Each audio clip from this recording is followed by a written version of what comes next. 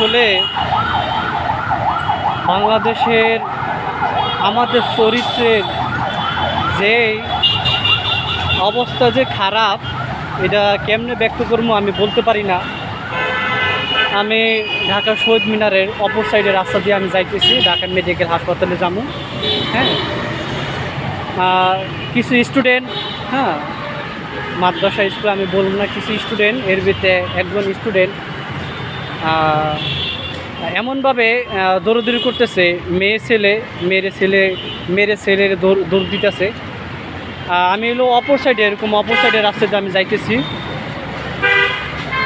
মানে এমনভাবে দৌড় দিছে, মেয়েটা একটু মোটা খাটো, এমনভাবে দৌড় দিছে আমি হয়তো এক নজর আমি তাকাইতে পারছি। পাশে যে আমার দাঁড়ায় যে রিক্সাওয়ালা চাচা একদম চাইয়া রয়েছে। আসলে আমি জানি না আমাদের কত ধর্মীয় যে শিষ্টাচার কত নিম্ন স্তরে হইলে এরকম হইতে পারে। আসলে আপনি দর্শক আপনি কেমনে নির্ভর করবেন, কেমনে প্রতিবাদ করবেন, কেমনে এটা রক্ষা করবেন। আরে ভাই, ইসলাম ধর্ম কায়েম করবেন, এর পরের কথা। আমি মনে করি আমাদের নিজস্ব পরিবারের শিষ্টাচার শিখায় না, এই জায়গায় ভুল।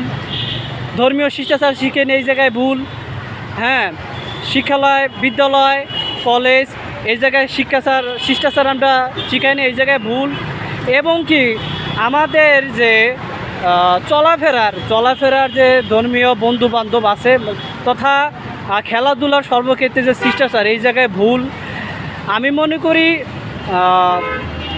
আসলে মেয়েরা যদি পর্দা করে পুরুষের পর্দা অটোমেটিক এটা হয়ে যাইব।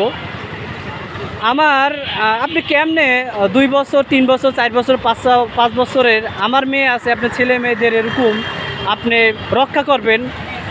আসলে আমরা সবাই সবার পক্ষ থেকে নিজেদের ছেলে মেয়ে তাদেরকে হ্যান্ডেল করি, তাদেরকে খোঁজখবর নিই যে রাতে দিনে তারা কোন জায়গায় আছে, এটা খোঁজখবর নিই। আসলে বড় লোক ছোটো লোকের তফাৎ না, আসলে মূলত বড় থেকেই তো ছোটরা শিক্ষা পাবে। সে জায়গায় বড় লোক হোক আর ছোটো লোক হোক, সর্বক্ষেত্রে যদি আমরা আমাদের ছেলে মেয়েদের যদি গাইডলাইন না করি, তাহলে আমার মনে হয় না আপনি আপনি প্রতিবাদ করবেন বা রক্ষা করবেন। ওই স্মৃতির আমি যে অবস্থা দেখছি, আসলে এরকম যদি হয় আমাদের ধর্মীয় শিষ্টাচার, আমাদের শিক্ষাচার, আসলে আমি বললাম আমি এক নজরে তাকাইতে পারছি, তাকাইলে বলবেন পুরুষ খারাপ, আর সে বিষয়টা এইটা না। আমরা যদি নিজে থেকে আমরা যদি শিক্ষিত না হই, নিজেরা যদি আমরা ভালো না হই, অন্যকে বললে ভালো বলতে পারবো না। আশা করি আসলে অন্যায়ের প্রতিবাদ যারা করে গেছে তাদের মৃত্যু অবধারিত, এটাই বাস্তব, বিচারের বিষয় না, এটাই বাস্তব। সবাই থেকে সচেতন হই।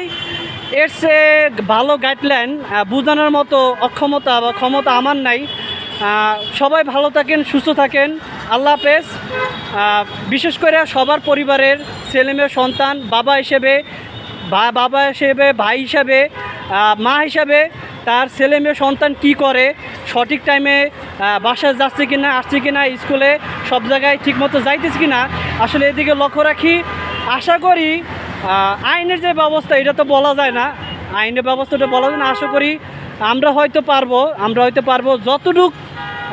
আরেকটা বড় আসলে ছোটো থেকে যে শিক্ষা, মোবাইলে যে অবস্থা হয়েছে, মোবাইলটা আমরা বানায় লাইছি একদম অল্প টাকার জন্য।